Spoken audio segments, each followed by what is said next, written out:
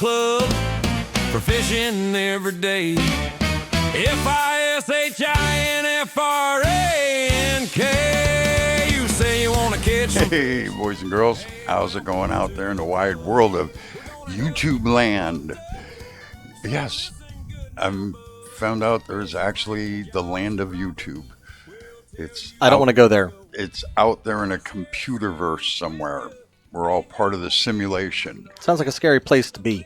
No, I've heard these people say this is all a computer simulation that we live in, right? Right. And other people say, well, no, this is just normal reality. Do you know what the difference is? Any idea?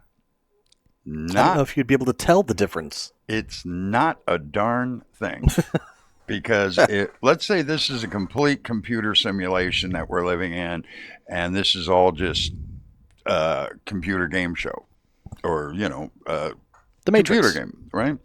So, or this is actual just reality, and we're, the universe has evolved, and we're planets and people and all that kind of stuff, not a computer thing. There is no difference. You still have to get up, pay your go to work, pay your electric bill, you eat, you sleep, you like each other, you get in arguments, you do all that. Does it really matter what it is? No. You still have to do the same stuff. You can argue about it all you want. At the end of the day, taxes are still due. Same old thing. So, I don't know. People get all upset about all these things. I'm like, you know what?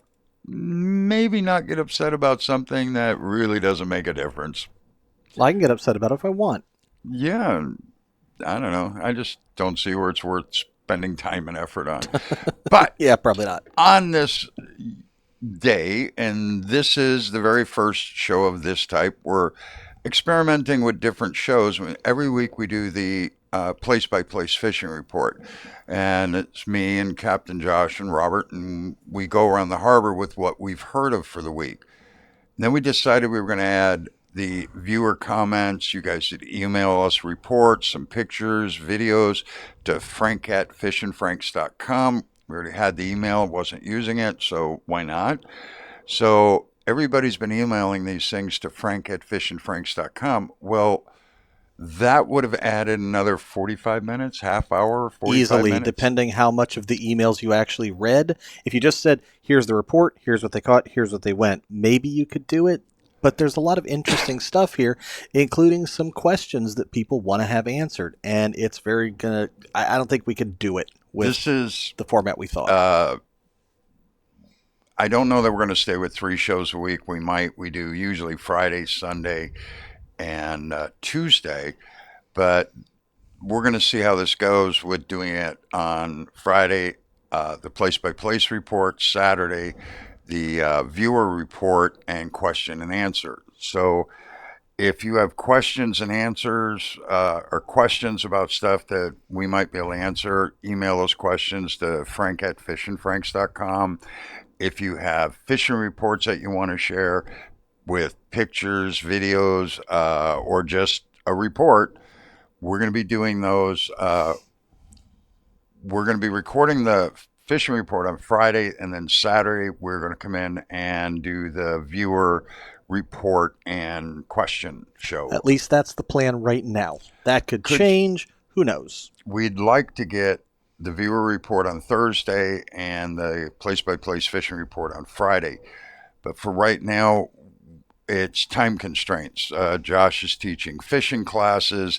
The store's ongoing. Robert's not here because the store's very busy right now. It's just in there. There's 15, 20 people in there, and they're getting line and learning how to tie knots. And, it's just pretty involved. Really, if we were responsible individuals, we'd be over there helping them. Yes, would. But my goal when I came back was to do this adventure.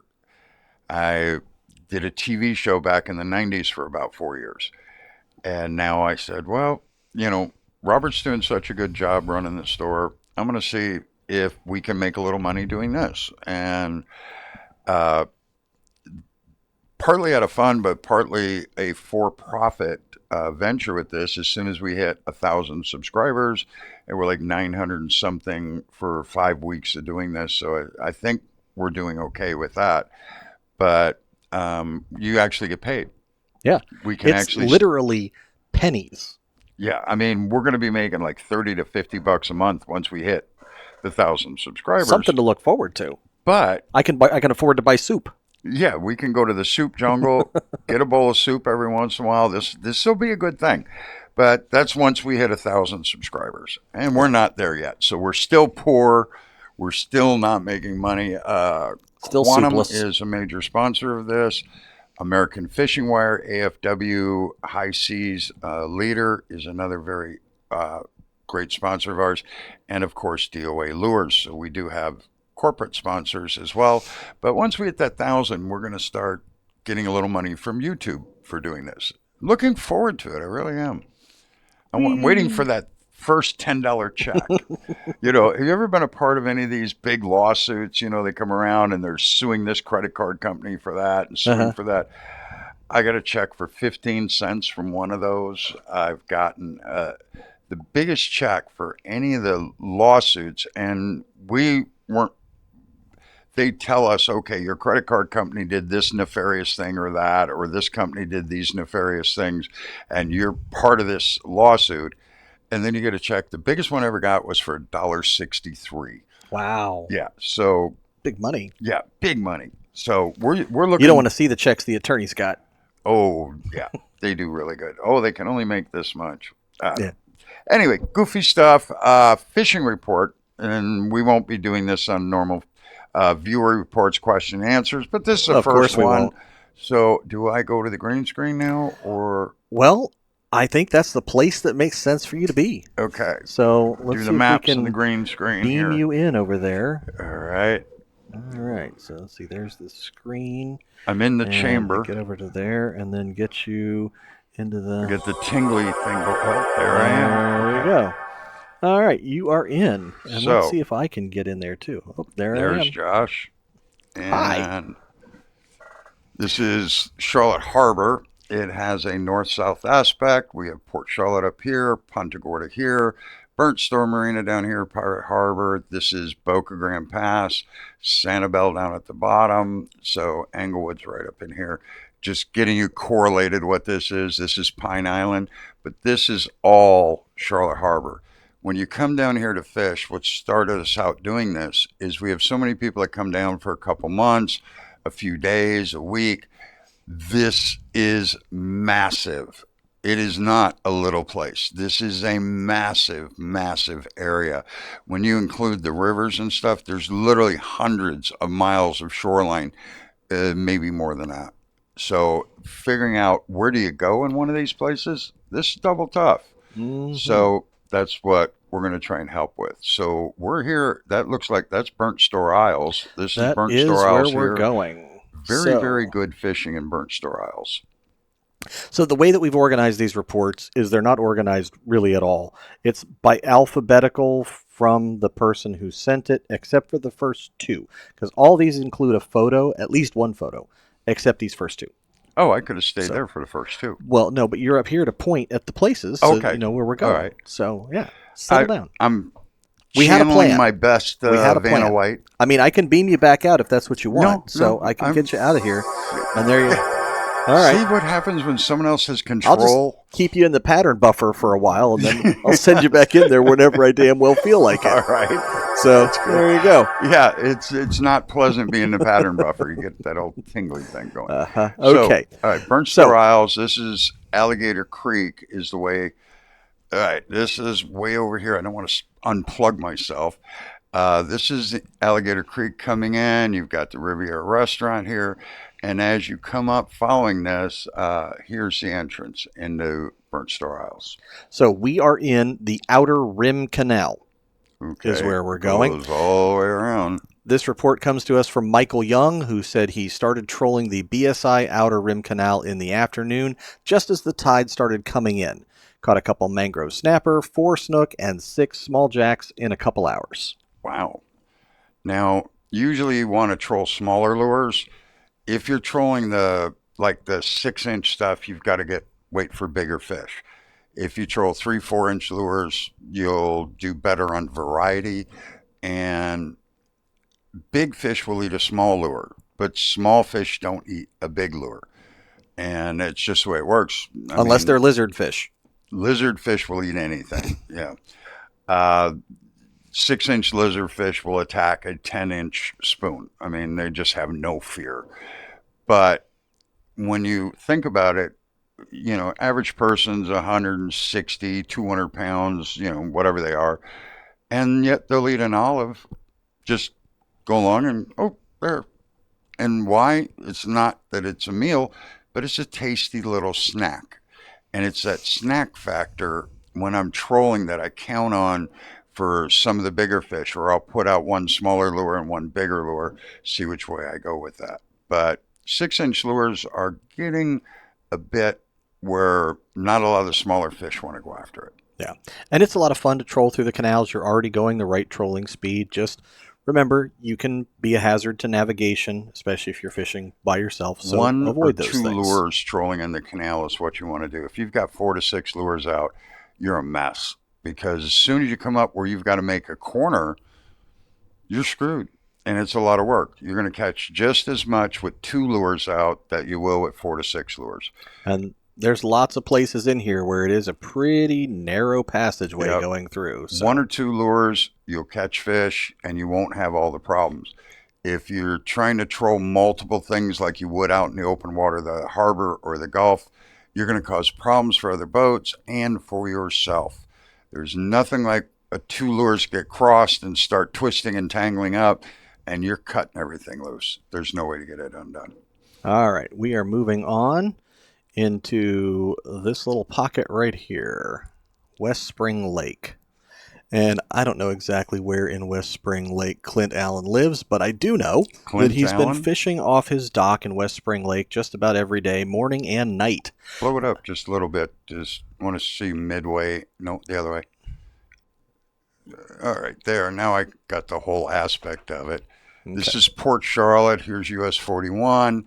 And the weird thing about West Spring Lake is it does hit 41 here, and then there's a dam over here, but you can access that underneath. There are a lot of big fish there. But when you go up here, let me get a little further up on this. This is one of the stranger areas. Now, this canal over here has used to have a lot of more wild, but there is still some wild up here. But there's some decent fishing there. But what's weird about this one, there's no dam here. Bring it down just a little bit more. This comes around and goes up. And where is this? What road is this?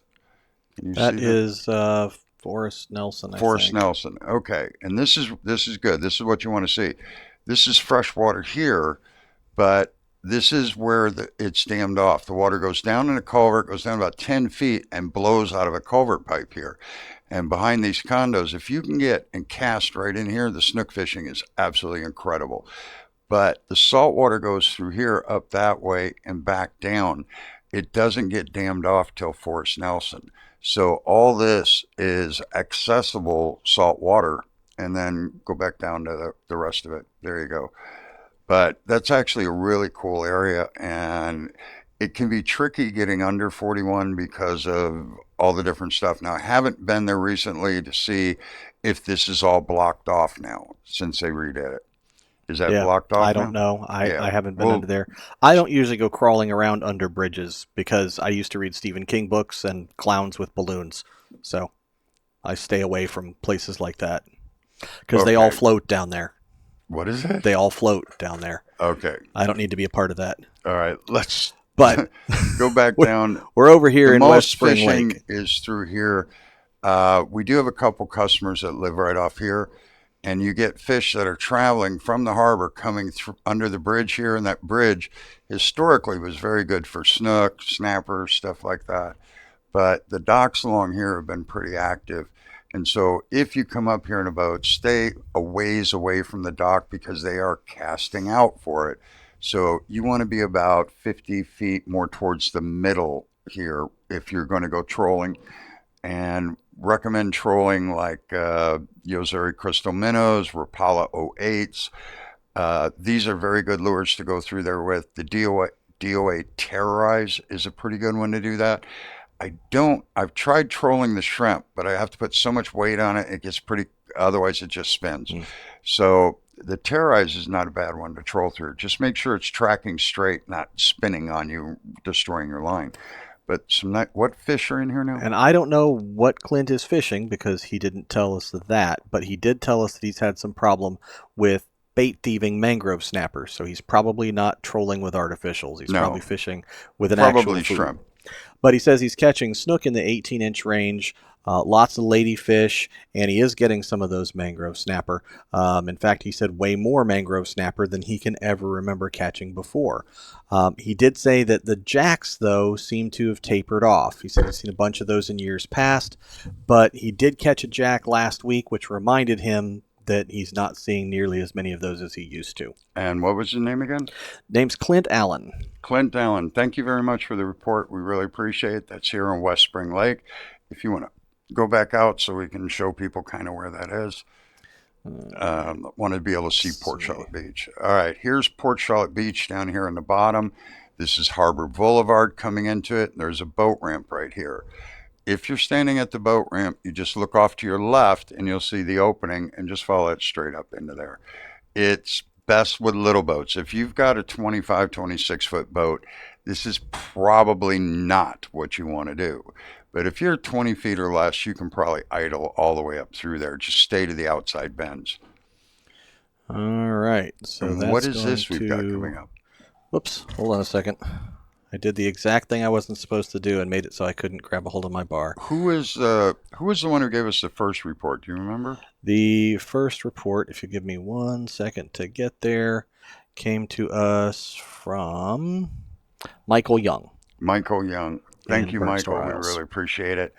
Trying to let people know that there is a lot of different types of fishing here in a lot of different types of places, and we just can't hear them all. Now, what do you got there? Is that a whiting or? That is not a whiting. This is one of those things that's more of a question that somebody has sent in to us. And I get these a lot because I have a reputation for identifying fish. Can you blow that up a lot bigger? Because I think this is the one we talked about the other day. Yeah. And the answer is I'm not sure if I can blow it up a lot bigger or not. I'll try and make an attempt here.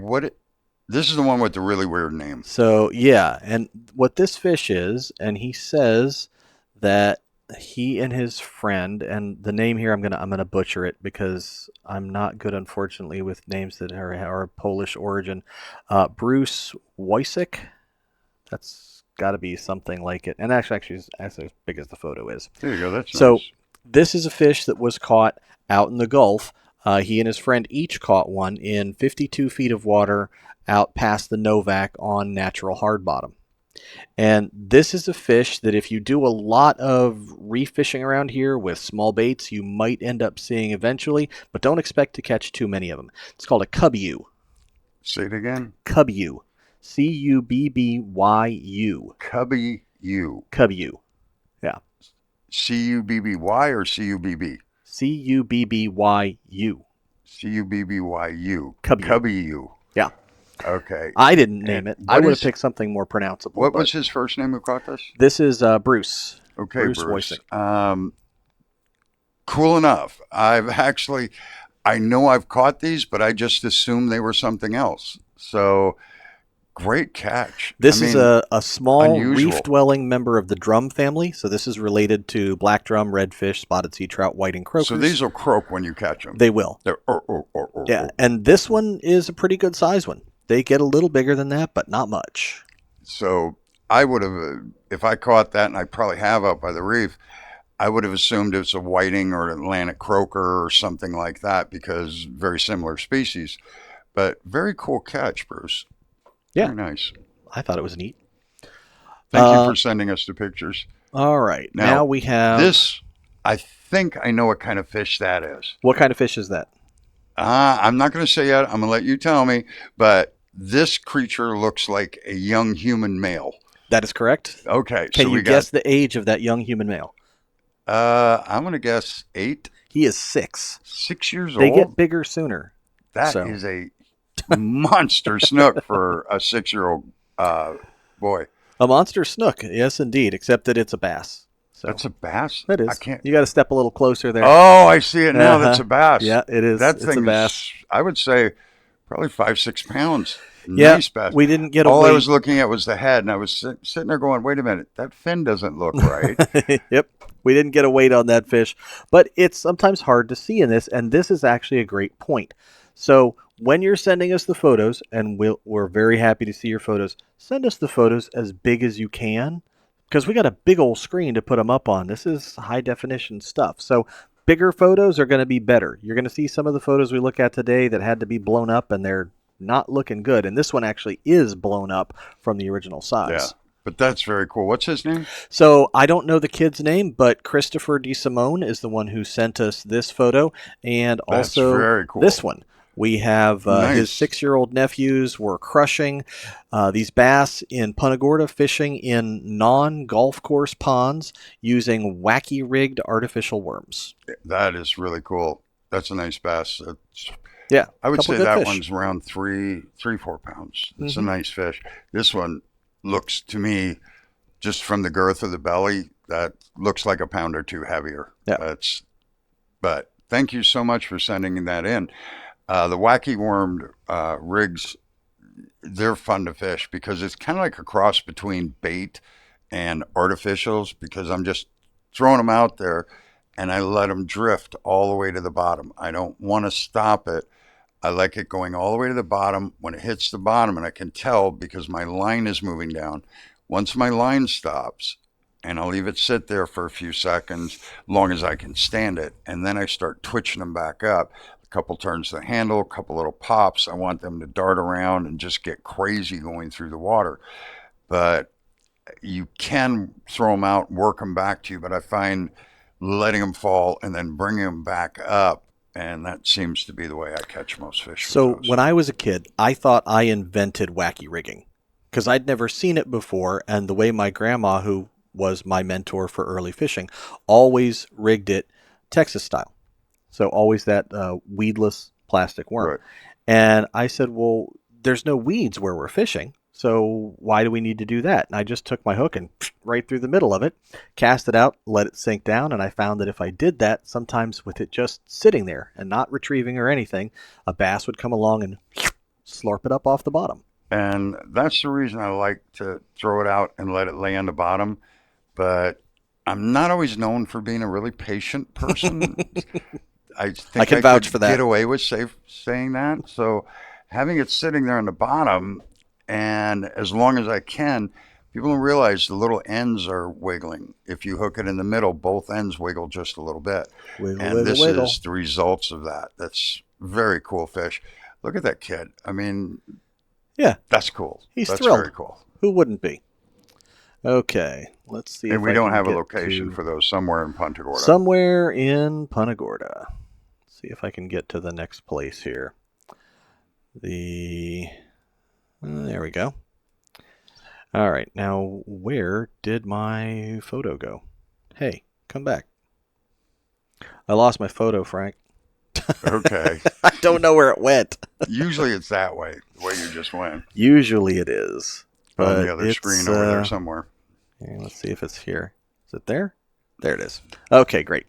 All right, so we are looking now at the Boca Grande trestles. Right. And we're specifically looking There we here go. at this fish. Very nice. You, look at the difference in color of a fish caught in clear water versus up in the harbor. The same fish in the harbor would be bronze, brown, gold. You would just, all the dark colors. But because this fish is in clear water, it more matches the color of the water that it's in. Redfish are, this is almost white. So this is Connor Angel, and we are putting his photo up here despite the hat. So Oh, oh, I see it. I've got this huge monitor, but I'm old and I don't see well. And look at that. But no, go Connor. Nice So, redfish. this is one of a whole bunch of fish that he caught.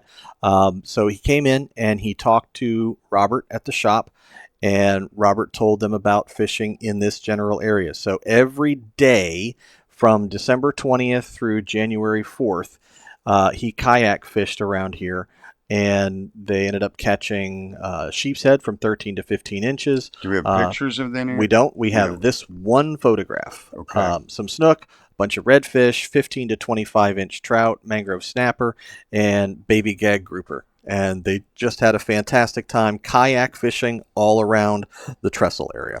Do we know what he was throwing? You have all the information that I have at this point. Okay. We could ask I don't Robert. know if Robert you might haven't know. read the last paragraph or not. Yep. But Connor, nice to go, buddy. There you go, little bump. All right, we got that.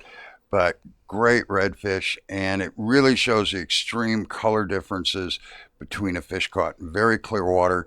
And when you see fish like this is when you know to use fluorocarbon leader. Get the high seas fluorocarbon, and you're probably going to be in the, I would say, 25 would be better, but you might be down to the 20-pound range because the water is so clear. But 20 to 25-pound high seas leader would be my guess for this, because when the water is this clear, the mono is going to show up. You're going to still catch some fish with the mono, but you will see 20-30% increases in your hits by switching to the high seas or triple fish fluorocarbon. And this is what you look for. You know you want to be on the fluorocarbon to catch this variety of fish. Yep, absolutely. All right, so we're going to move on to this Snook one, in the box. where we have a fish, but we have nobody holding it. So I guess they didn't want to be seen with their fish. This one comes to us from Darren Grimm, and fishing in East This is Spring actually Lake. in a boat, by the way. It's not a box. He's going to release it. Fishing in East Spring Lake and in Punta Gorda Isles. This is the only snook that Darren caught while doing that. Also caught a couple small mangrove snapper, and they saw some sheepshead, but were not able to get them to bite. So, nice fish. He's got it laid out for the picture. You can tell the boat. I'm being facetious with a box, but that way the fish is in nice shape. He's not beat up. He can go right back in the water. Fish will be fine. Snook are very, very resilient. Okay, I'm going to slide this out of here so I All still right. have it, and then I'm going to get us back into our next spot, which is someplace that you might be familiar with, Frank, someplace that you might have been once or twice. Oh, round 75. Up at the I live I-75 like bridges. 5 minutes by water from I-75. Okay, so let's move on to the next fish. Oh, no, wait a minute, that's the wrong one. Oh, that's because I can't keep my things in order like I was supposed to have. This is our first time. I'm highly You're gonna have discombobulated with We this. are going to get better at this, and don't assume this is the way the show's going to go, because we have not done this except once a little bit in one of the fishing reports. So now who's this? This is Ed Genord. Ed? Genord? Ed? I'm not sure. Ed. This is Ed. Yeah. See, yeah. I'm very hard of hearing nowadays. The list goes on and on of the deficiencies of Frank. So But Ed is fishing up here at the I-75 bridges.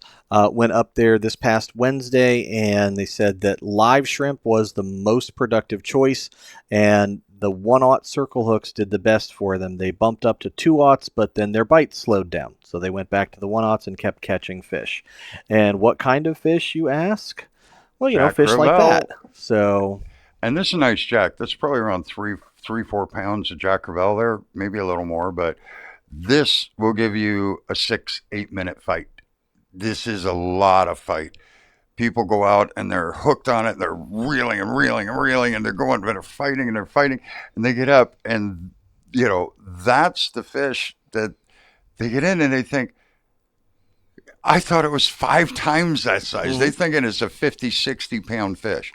If Jack crevalle would learn to jump out of the water and break the surface, it would be the #1 game fish in the world. Overnight, you'd never be allowed to keep another one because they pull and fight. You think you're hooked into the plug on the bottom of the Gulf. I mean, it's just amazing amount of fight. Now, here's the weird thing. You know how jacks behave. Usually they're pretty aggressive in the way they Right. strike. They said these jacks were being very lazy. They were only hitting after they let the shrimp rest on the bottom a few seconds and then jigged it just a little bit. Wow. And this has been the trend for the last few years. A lot of these jacks are growing up in like Punta Gorda Isles, different places like that. They're not as migratory as they used to be. And these fish are getting used to being more cautious. It used to be when you see jacks, and every once in a while, it's still like that when they get in a feeding frenzy and they're boiling the water and the water's just slashing everywhere and the fish are going crazy. You throw into them and they just hook up. Now you're having to be a little more sneaky, and that's a really good trick. Yep. Remember, it's not how you think the jack should bite, it's how they actually do bite.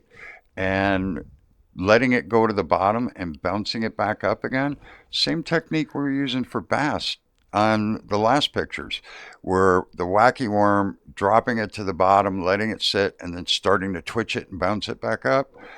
Exact same thing. People say, well, I don't know how to do saltwater, I only do bass fishing. It's literally boom, boom, right there. And of course, they knew that jacks are usually fairly aggressive, so they figured that first one was kind of a fluke the way that they hooked it. They threw in some spoons and soft plastics and did not catch any other jacks. But then they went back to that shrimp method and caught a couple more of them. So here we've got Nice. another one of them. That young lady, that's a nice jack. That's a lot of fight right there. That's cool.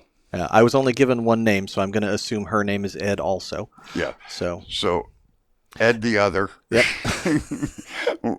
We don't know what her name is, but Yeah. look at the mangrove snappers and Yep. And they caught several mangs, including a couple that were legal size. And then their first ever redfish. wow. And So- that's the wooden bumpers right there on I-75, the main center supports. This historically is a pretty good place to fish. And this is a very nice redfish. And look how dark this redfish is. See all the browns and see his belly is more coppered color. And just think back a couple of pictures where that fish was just gray. Yeah. Didn't This have any is- color on it at all. It had the same spot on the back of the tail. But look at the difference. This is what the water in the harbor does to the fish.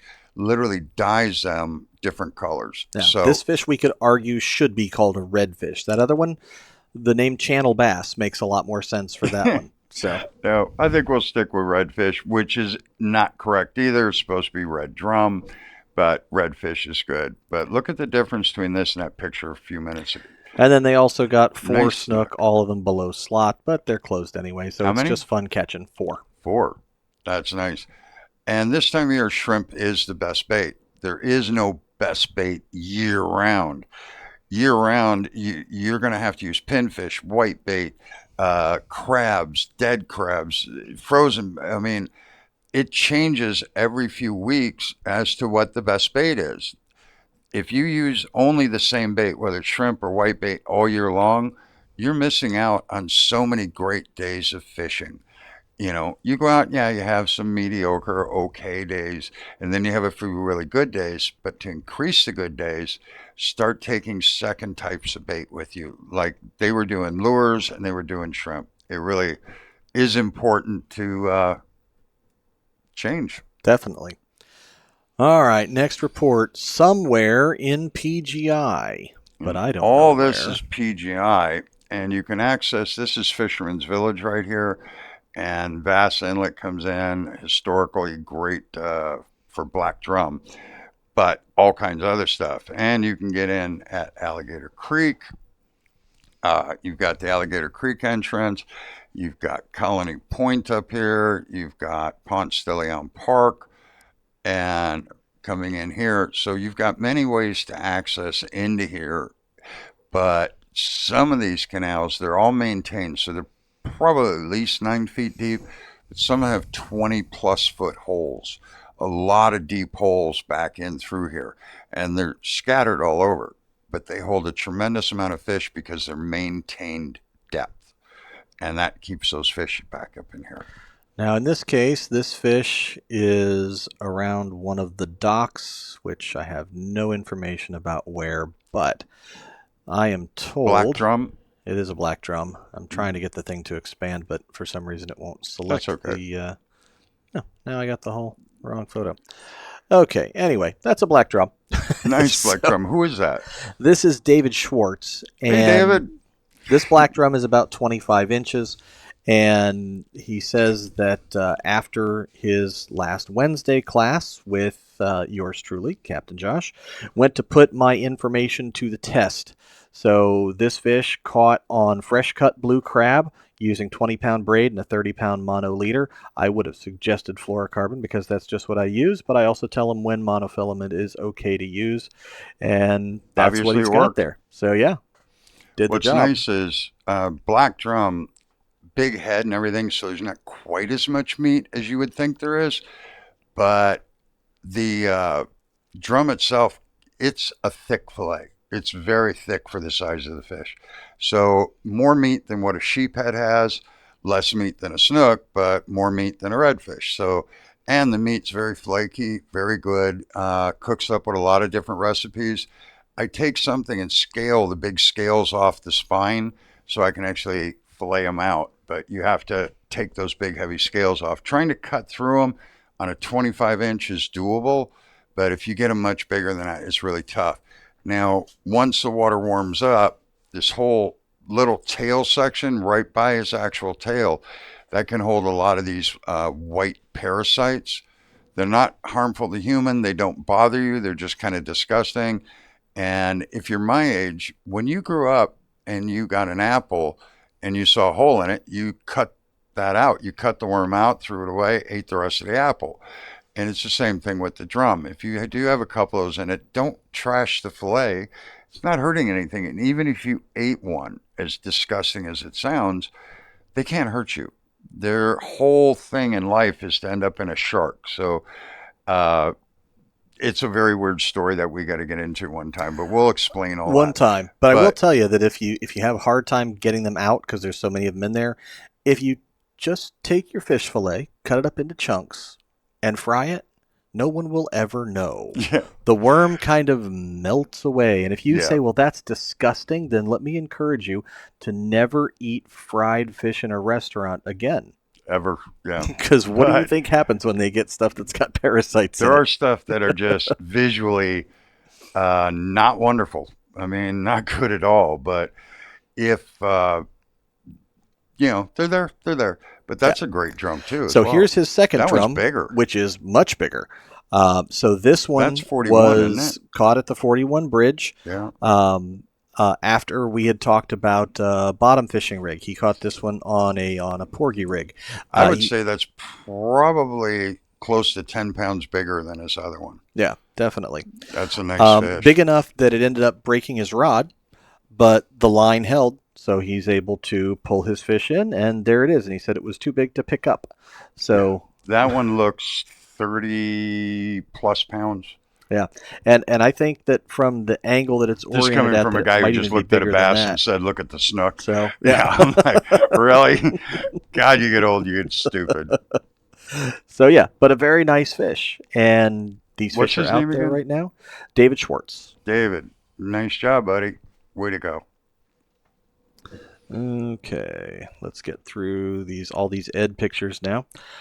Okay, so here's one that's kind of interesting. This is from Greg Stashik, and Greg wasn't quite sure what type of bait fish he had here. He thought it was a scaled sardine, It's not but a sardine. it's not. It's a menhaden.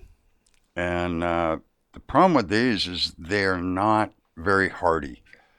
They're as bad as threadfins, trying to keep them alive in the live well. They're okay bait, but they have a high mortality rate. They work pretty good as dead bait.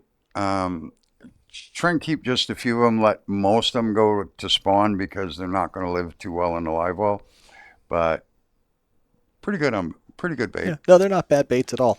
But you always want to make sure, because every two you kill, it's just like a white bait. Every two you take out of the water is 500 that's not there the next year. So always keep in mind, killing two means you're 500 less on the following year's bait. So when you have a bait with a high mortality rate, what you want to do is take what you need, not what you want, and put them in the live well, use the live ones, and then the dead ones actually work a little better cut in half. Now, this report, Greg is, and I know Greg personally. He can be very specific about the information that he puts out there, and what he's shared with us here is a couple, maybe 3 paragraphs worth of information. And I'm going to read through it for you, not because I think that all of this is going to be super helpful to you in his report, but this is the kind of information that when you're learning how to go out there and fish, we recommend people hold on to when you're doing your own fish logs. For those of you who are still having trouble getting into the swing of things and trying to figure out the patterns that fish have, sometimes this level of information can actually be really helpful for you. So, let's begin it. Left Gasparilla Marina around 9:45 a.m. Wind first from southeast 5 miles an hour, then switching to southwest later in the afternoon. Water surface temp ran from 61 in the morning to 64 in the afternoon and was relatively clear. Low tide 6:17 a.m., high tide 10:52 p.m. Had pinfish and hand-picked shrimp for bait and also threw lures. Because the water was low... Now, he's out by Gasparilla Marina, right? Yes, he's leaving out of Gasparilla You Marina. want to change the view? Oh, yeah. I do want to do that. I didn't want to lose my, there it went. Yeah, but that was just... Yeah, nope, I got Okay, we're looking at Punta Gorda. We're talking about... That's Gasparilla good, Marina right there. is that right there. And, yeah, so he's talking about Devilfish Key here, so we'll make sure that Devilfish is visible. It's Devilfish down here, and here's Gasparilla Marina. There we go, and let's see if I can find my photo again, and there it is. Okay, so had pinfish and hand-picked shrimp for bait and also threw lures. Because the water was still low, I started the day trying to fish for trout with the plan to swish a sheepshead later in the day. I fished with live bait and paddle tails at the same time. Cast out a shrimp under a popping cork, try to watch it while at the same time throwing a paddle tail. However, I had tails bitten off from my paddle tails by puffers and caught a couple, but no trout at any of my spots until finally 2 small ones on shrimp after 1 p.m. on the east side of Devilfish. It's back here. It's to the your East side. Yeah, the east That's side. the of west Devilfish. side. Yep, This is the east side. This is Keopolu. Got to be Yes. on the east. it is. But there is quite a bit of water right around here where those trout like to hang out. You get a little, as it gets very shallow up here along the shore, you get some pockets of redfish, 2s, 3s at a time. Sometimes a huge school will work its way coming back up into here.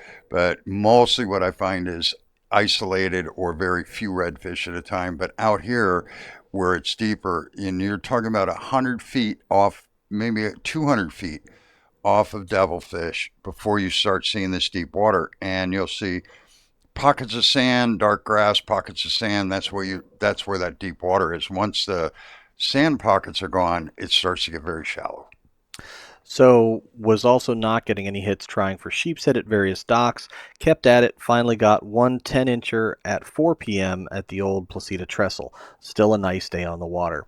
So this is not the fishing report that people brag about, where you're like, hey, we did amazing and everything, but this is more the negative report of, hey, we it's tried, not negative. it didn't This is work just out. what happens. But that's it. You're going to go out fish. A lot of times you can go out fish most of the day. You catch a few fish if you're lucky. Sometimes you don't catch anything. This is reality report. That's what that is. And tell me his name again. Greg Stashik is Okay, his name. Greg. Excellent report. Thank you so much for that. Love the weather conditions. And you can tell you worked your butt off, but you actually found fish. You had to work for it, but makes it that much better. Nice report, bud. Nice, Greg. That was very good. And maintaining those types of reports for yourself, maybe you don't brag about them on Facebook to everybody, because most of us have egos that don't let us do that. But if you have this information about when you didn't catch fish, sometimes that's just as valuable about when you did. But the thing is, he did catch fish. I know. And what I'm saying he had to is, work his butt off for it, but he was adaptive. He was smart about it. He worked at it, tried different things. That's just impressive. I think that's so impressive. That is, every day is not easy. And this shows that he has the talent to make it happen. And the days that you struggle are just as important as the days that you don't. Yeah. That's all I'm really trying to say. But you were kind of making it sound... Quit fighting with me. You're being that negative Nancy. Now, is this Robert? That's Robert, yes. Okay, we need to. I saw this. You had a part of that logo up. We were in a boat or something. Redo Robert, because that to me is very hard to recognize. You, you know, Josh, I got it. Me, yeah, that's fine. Yeah. But Robert has to be redone. So here's the thing. Because I've I'm been looking at through that going, where the heck is that Robert? I've been through so many different variations on trying to get Robert right, and it's just not getting it. Well, So you and I aren't even right, but we're recognizable we're because close. we have distinctive features, And but no, we got to do something with Robert. There's got to be a better way because got the glasses on, the blind guy. I get that, but no, that's got to be redone. You and I are fine. I mean, I'm sitting there bug-eyed, weird looking. Flip flops, torn up jeans. Yeah, Yeah. it's me just from the. Did you see this? Did you see this? I did notice. Look I at wasn't that. going to say anything Tucked in about it. shirt. So, yeah. Classy. I was gonna, if Robert was here, do my cool old guy look, but no, There's because Robert's no not cool here. I old guys. can't do the cool old guy thing. so yeah. People are just going to have to maybe recognize that it's Robert because he's standing next to us. So Gotta fix it. I'll try it again, but it's So why it's a did you bring challenge. this up? What is this? Well, look, This. there we are. It's Fishin' Report. Yeah, we're gonna wait with that one. We gotta do Robert. He makes everything better, and that was no. All right. So what we have Who here is this? is Is that a bonnet shark this or a is little Jared hammerhead? Janes, and that is in fact a bonnethead shark. So this is fishing. Let's see. Hold on here now. I'm in the wrong spot again. I got to move up to. There we go. That's where I should be. Now, I got to get out and see this. I got to take the big boat out. I got some repairs to do on it and a week's worth of cleaning, but I want to get out here and check that all out.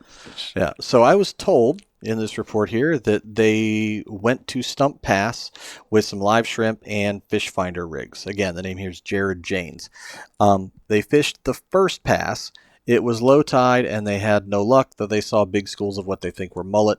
Moved up the beach with the family, and as the tide came in, the bite turned on. Every cast yielded a bite, most being hookups if we did our part, ladyfish, grunts, whiting, and a couple of sharks, including this bonnet head and another one that they think was a bull shark that cut their line. Well, Jarrett, awesome fish, and kudos for how you're holding it. The thing is, he's controlling the head here, and that's what's critically important. Let me see if I can make this one a little bit bigger. Okay. I'll try. I'll try. No, that's all right. We're doing good. All right. There we go. See how he's controlling the head? That's what's important. This hand is meaningless. That's just keep you from getting tail slapped. But this hand is the last one to let go. The first one you grab, the last one you release with.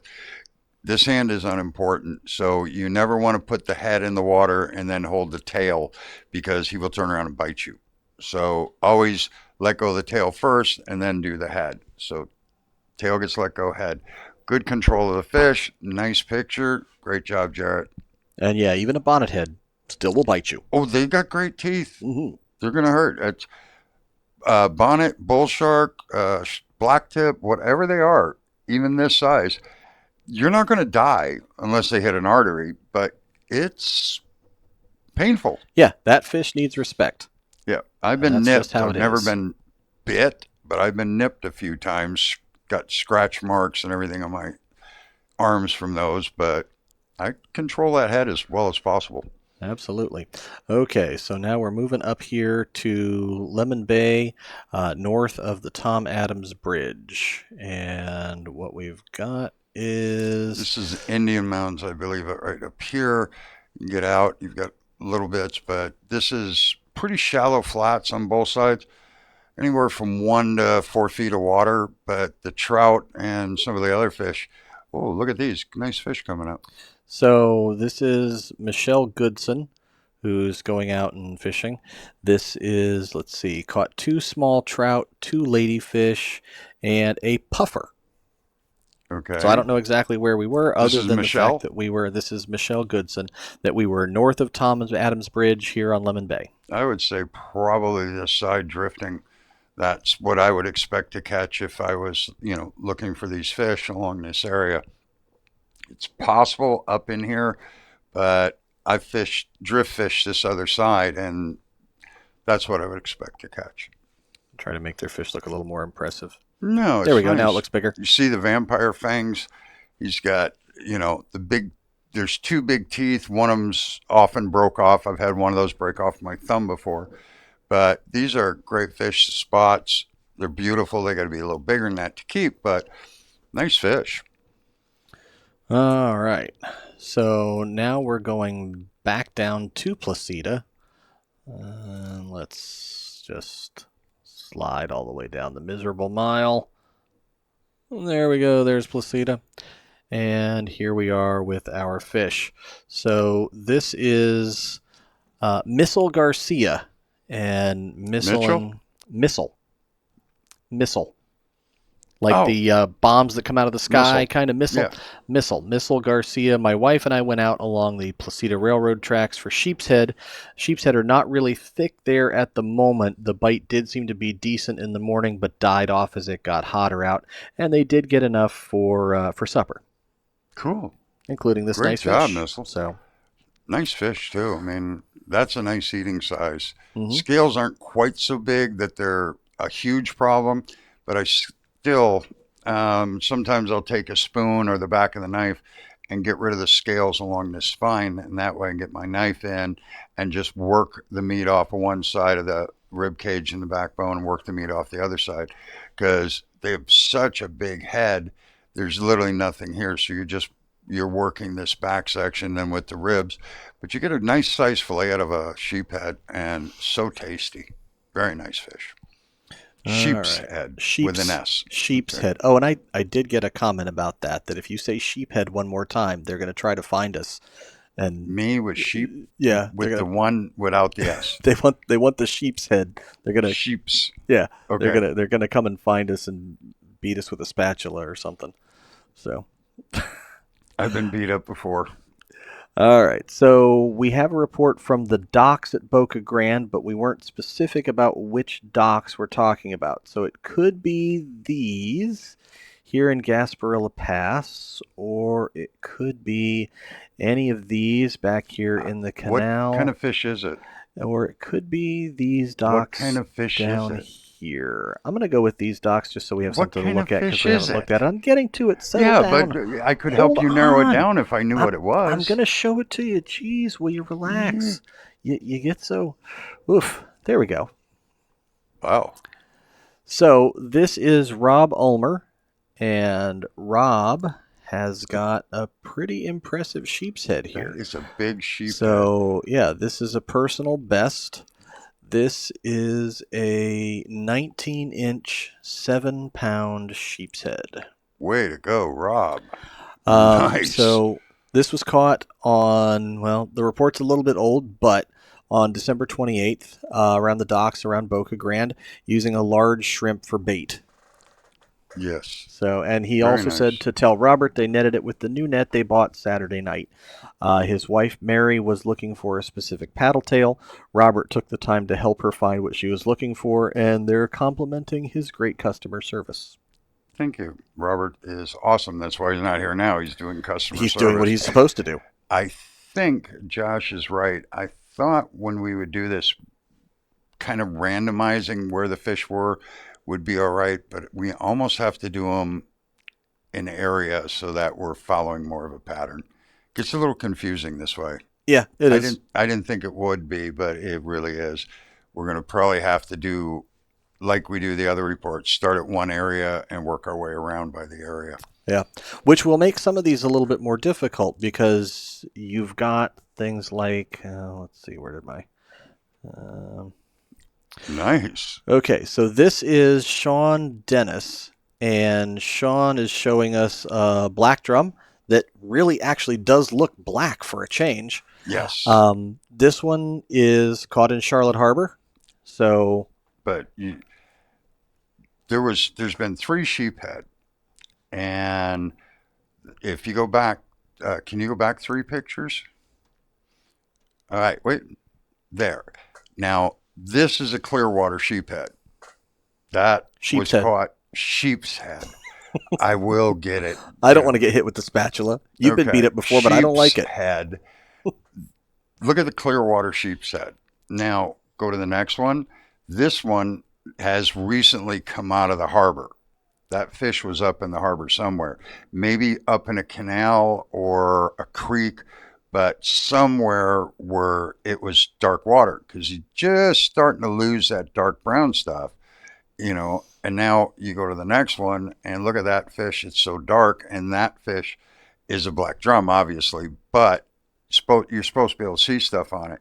Amazing you see the different fish in the different water. This is obviously a harbor fish. Yeah, but this same exact fish, if it had been caught 3 months earlier out at the beach, could have been clean, bright silver with clearly defined black bars on it. It was just funny because we had the bright clear water fish, the one that had been in the dark water, and now this one that is in the dark water. And you can see all the black, you see the bronze highlights. This is just from the water. This fish is actually very light colored. Now, Sean has been all over the place. Oh, man, look at Sean. Here he is up the Peace River with a probably closing in on 40-inch tarpon. And with tarpon, there's a bright line distinction of what you're allowed to take out of the water and not. Anything over 40 inches has to stay in. Anything under 40 inches can come out like this. I'd say we're on the edge of that, but it's okay. But I would say in the 30s, but remember, if you're adding this on, it doesn't count. It's to here, right? Or do you squeeze them and it's to the end? They are not clear on how you measure a tarpon. It just says 40 inches. So I'm not sure. So to me, forktail means here. Usually that's what that would mean. But there are some species like, yellowtail snapper. Yeah. That you don't measure all the way out to the fork. You measure it all the way overall length. Gotcha. So. But what a nice fish. And he's not using that heavy of a tackle.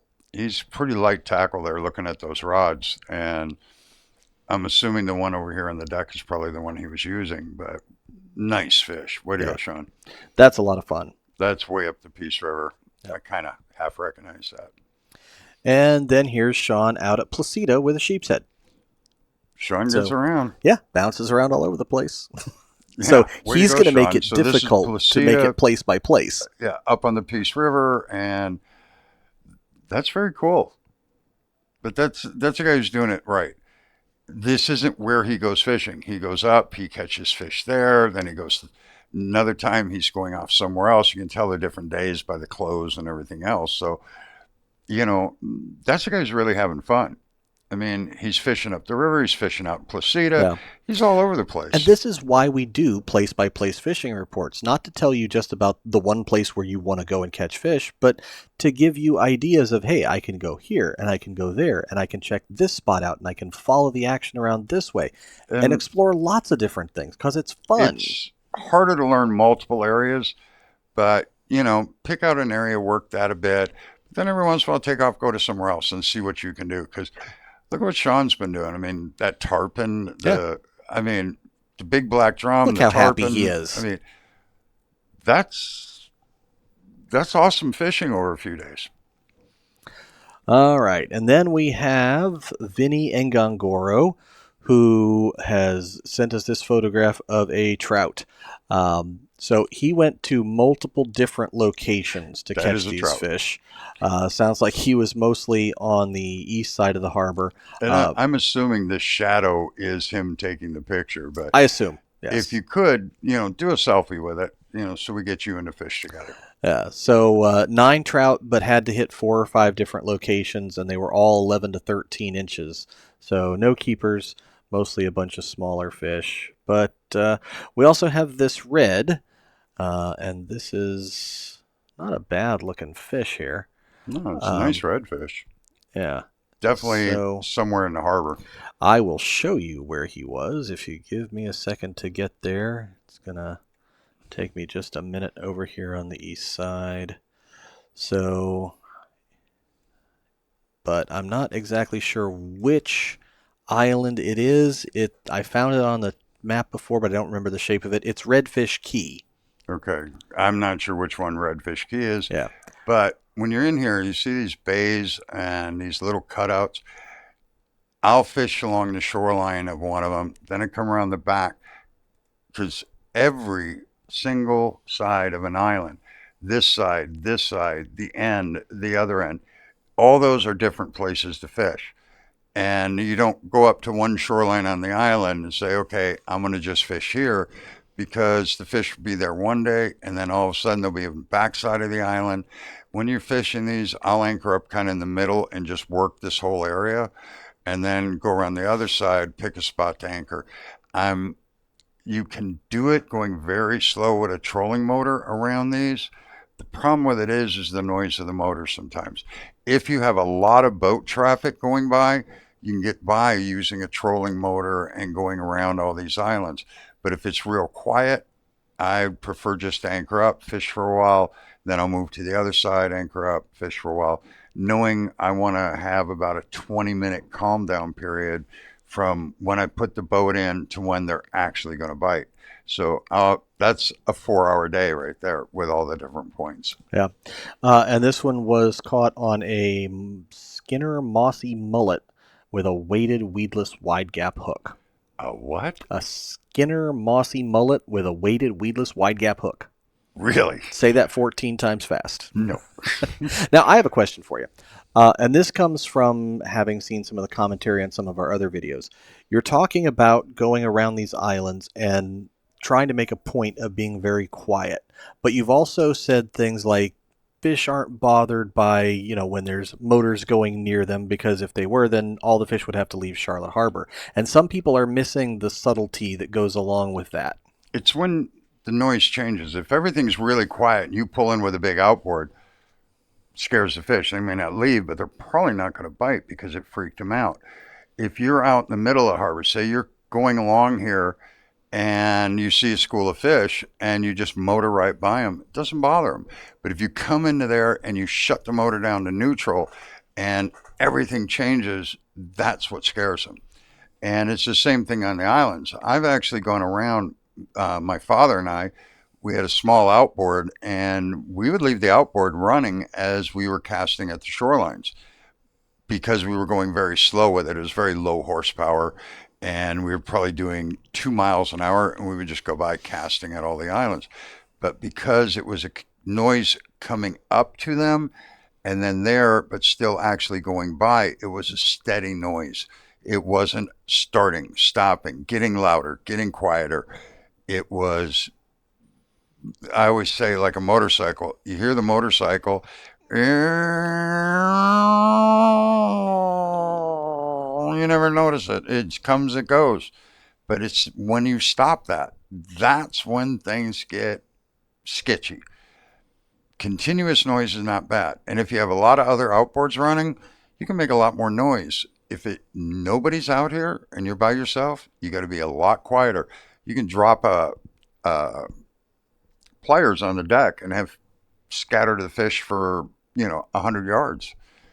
It's about what's going on around you. It's about changing tempos. It's about changing the noise. And what those fish have been through recently. If they've been spooked by somebody else, Possibly, then sometimes yeah. your little bit of noise is enough to spook them. So it's just a lot of different things. But I hear all the time the motor spooked the fish. Oh my God, you're coming in, you're scaring all the fish off.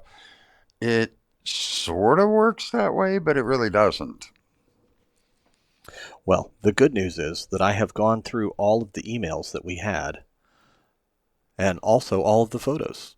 Really? So I've run out. I'm done now. It's just so you understand, I'm going to go back to the desk. Okay, hold on. Let me beam you back in here. So. Okay. And you were supposed to wait for me to beam you, but that's okay. Yeah, I know, but I can't hear the noise. I don't know what's going on. I would have told you I was beaming you. That's all right. You could have trusted me to beam you in. That's all right. Don't worry about it. It's fine. Here, I'm sorry. I'll just beam you in one more time just for the heck of it. Okay. Now, one of the things about this is we've never tried to do this before, so we had no idea what to do, how we could proceed with this. And just like with our first video, we had no idea how to run any of this equipment, and there was just mistakes all over the place. So Josh and I are going to talk about this and see how we can organize it so it works out a little better. But in the meantime, please send your fishing reports, pictures, videos, questions, no matter what it is.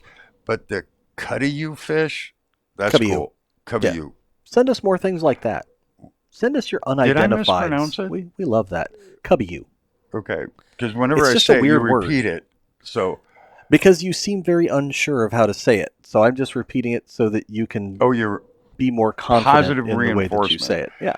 I didn't know if I'm trying to think, okay, I don't know how many ways there is to say that. If I'm doing it wrong, okay.